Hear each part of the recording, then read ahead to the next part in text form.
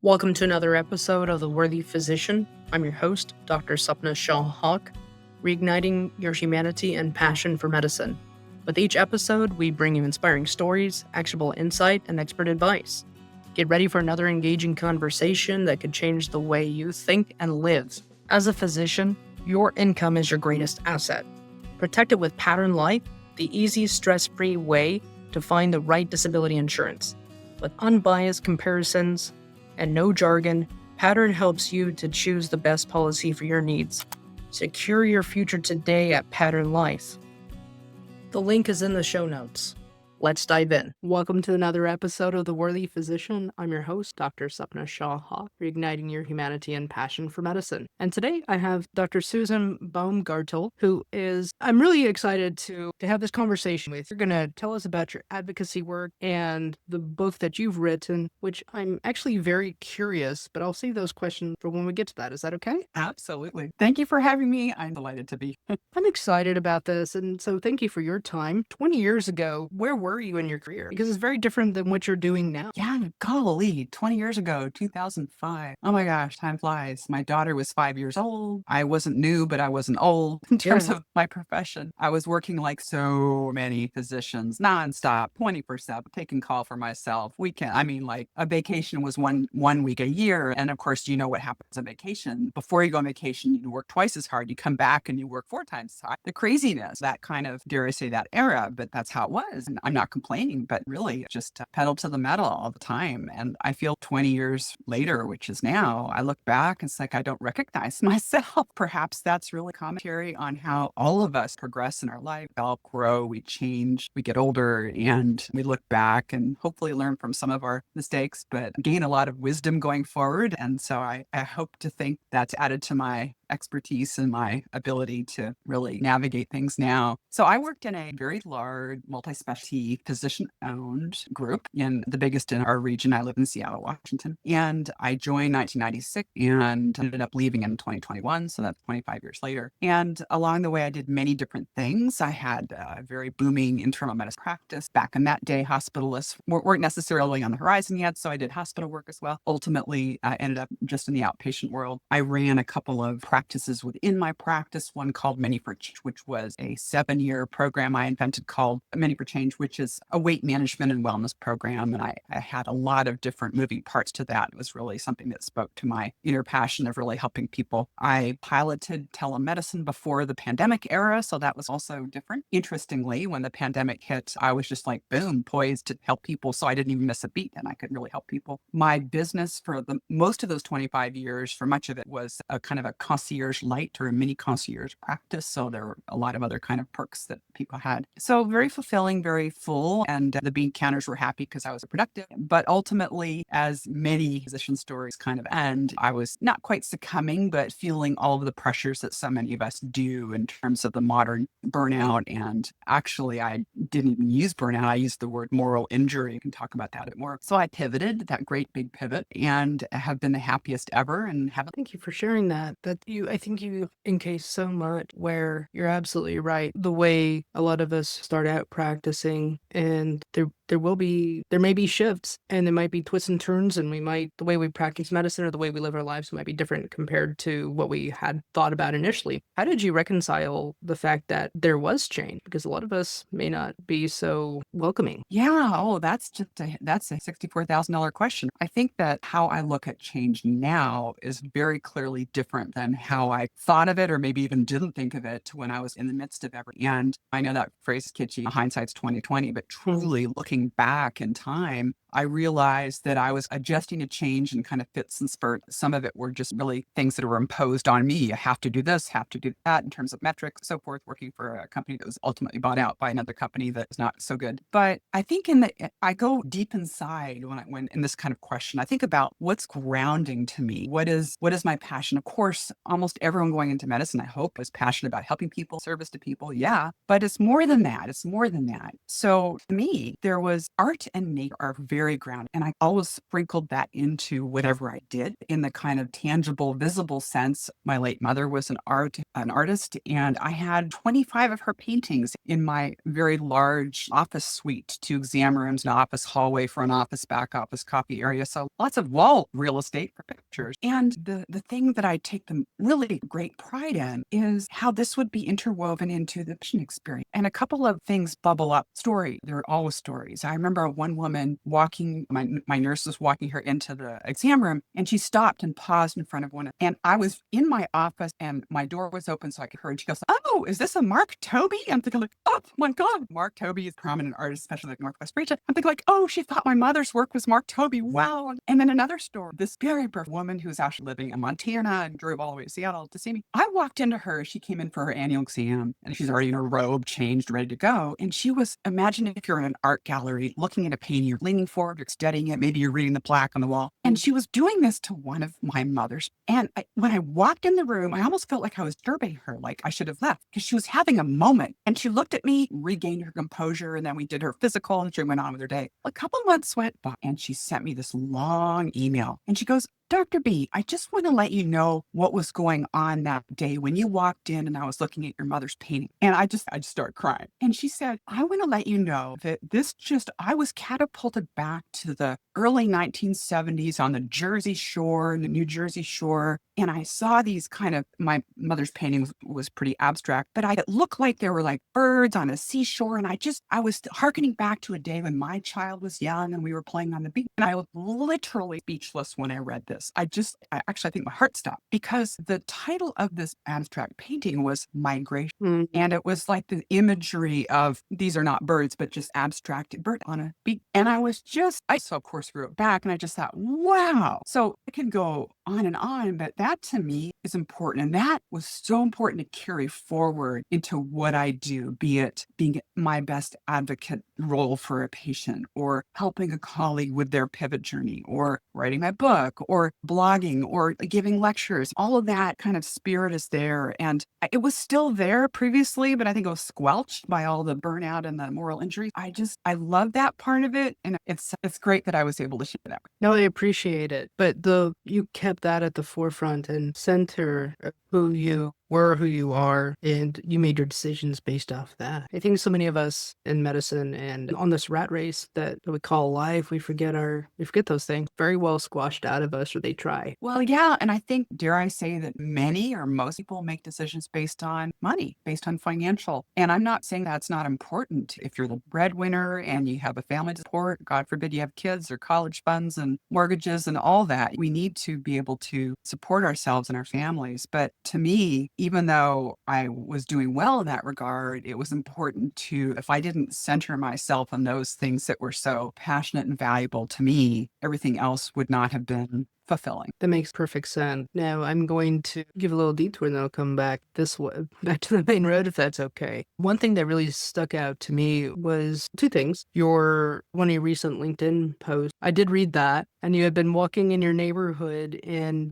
one of your neighbors recognized you. You had a conversation over a tree, is that right? Yeah. So I walk every day and for many reasons, health, sanity, physical, all that. I was treated for cancer a year ago, so I upped my game. And I do a lot of things on my walk. Sometimes I put my earbuds in and I listen to music. Many times I don't have them in so I can chit chat with people or just listen to the bird. I have that Merlin Bird ID app and oh my gosh, I don't even use it anymore because I know all the bird sounds. That's cool. It's pretty neat. I've educated myself. I love flowers. I love trees. I love plants. I love sure. And so I'm always taking pictures. Oh my God, how many? I have 25,000 pictures on my iPhone. That's not, but I use them in many ways. So often the picture will then start a story and then I'll write about it. And so it's not like the pictures, the be all end all, although occasionally, like every 50 pictures, like one turns out really cool. There's this one yard that I walk by and the hellebores, early like buttercup family, but it's as tough as primrose. They come out and we had a week and a half of snow. Wow. Very rare for Seattle and bitter cold weather. And they were just punchy and perky and looked beautiful. And I took this picture and it was a perfect lighting. It was one of my really good pictures. And so as I walked by the same yard a few days later, I saw this woman bent over doing some clearing out of old debris. And I just thought I'd say something. So I said, hello. And she said hello back. And I said, like,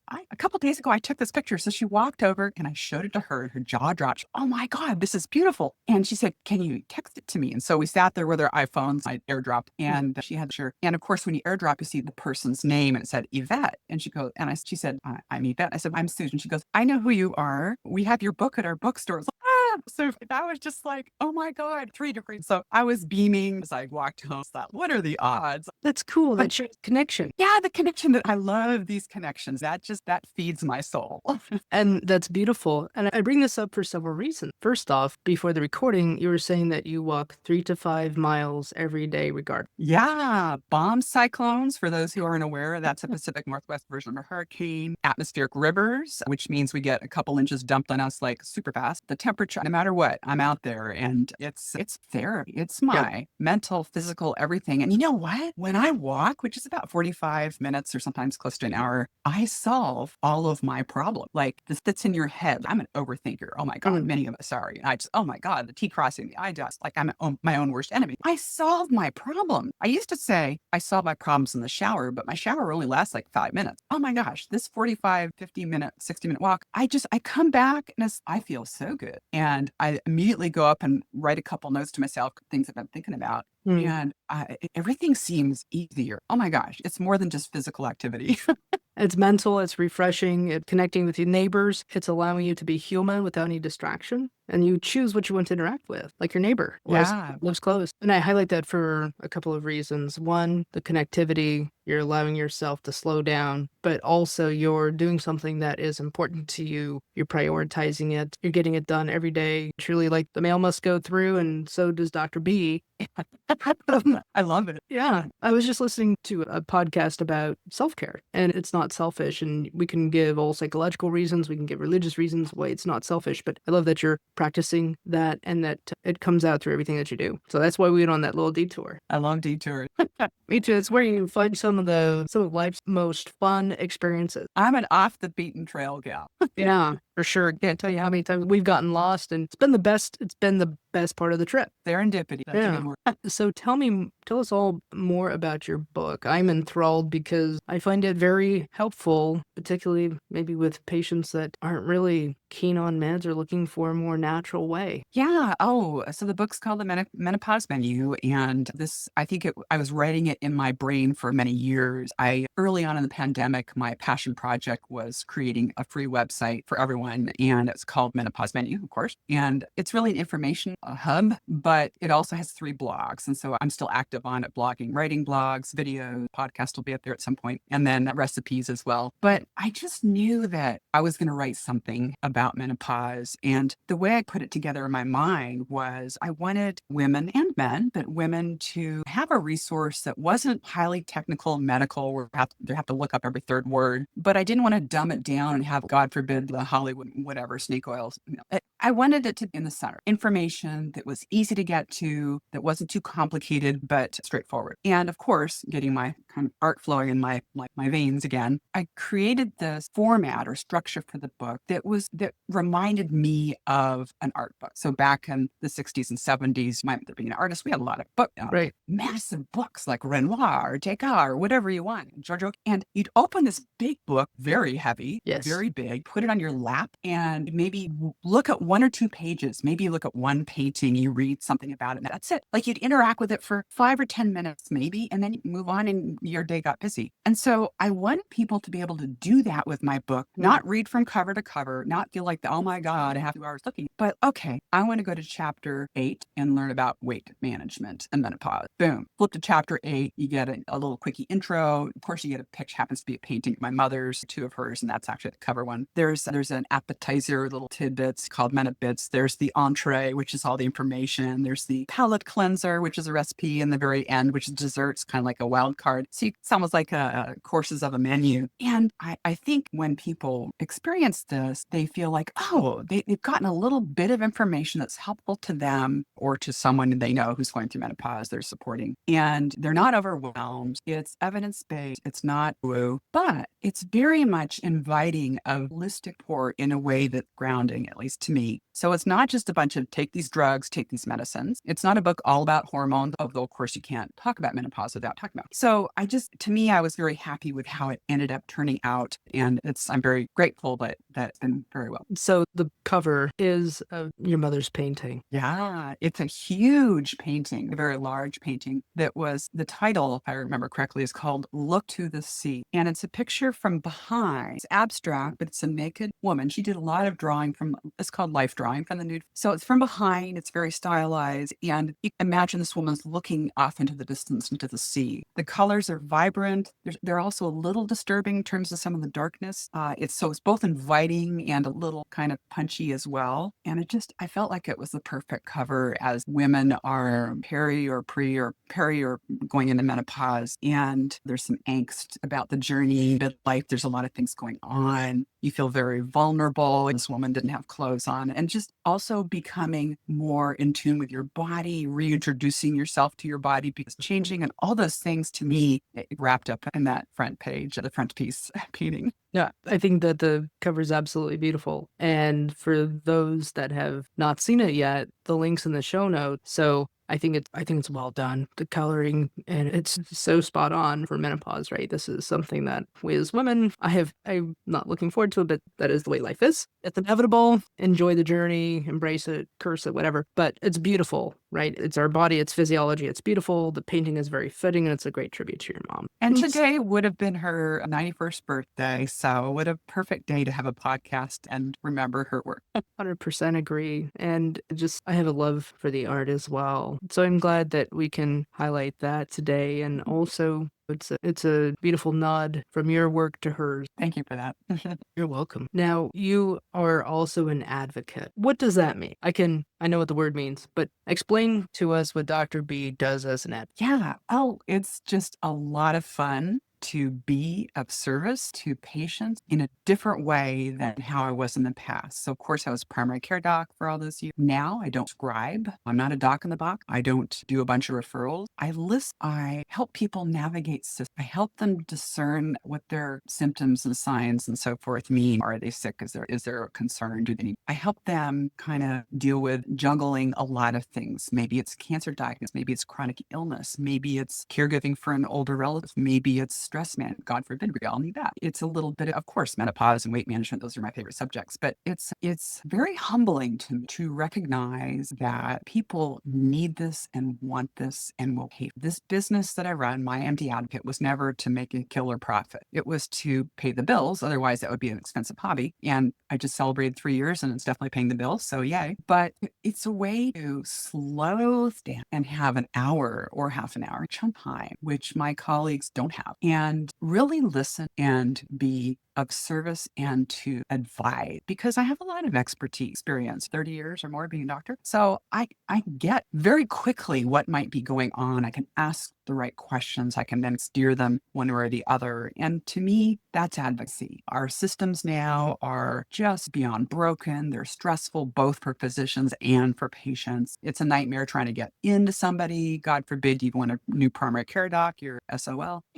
I feel like I can be that safety net. I can be that kind of release valve. And the thing that I didn't know when I started this 3 years ago that I'm really also enjoying now, very much so, is partnering with so this was never meant to take away their patients. I'm not challenged. It's meant to augment, to support them, to add to what they're doing. A great example would be, let's say, a cardiologist who's plunked someone on a statin and I'll see in 6 weeks for labs and so forth. And the patient's, I don't want to take that. I can peel back those layers and have a very, very good thorough discussion because I have time And at the end of that discussion, I'm reporting my colleague, yep, this is the right drug. And here's what to think about it. And I do support cardiologist follow-up plan. And this patient, oh, I'm so glad I had this discussion with you. I'm definitely starting this tomorrow. And I'm super happy to follow up the ologist and repeat lab. So to me, that strengthening current system that's already shaped. So I love that as an example. I really appreciate that example because that illustrates what you're doing. And thank you for that because you're right. We don't have time. And it does the patient a disservice because we're not able to answer all their questions, even though we try. I'm not putting my colleagues down because I'm in the same boat. But so thank you for that. Yeah. And a part two of that would be the portal. Oh my God, that sends chills up the spine of most docs where they're Yes. like, oh my God, I spend all this time. It's pajama time. It's like time away from work that I'm just still working. And I remember what it was like. And I was the master of the portal.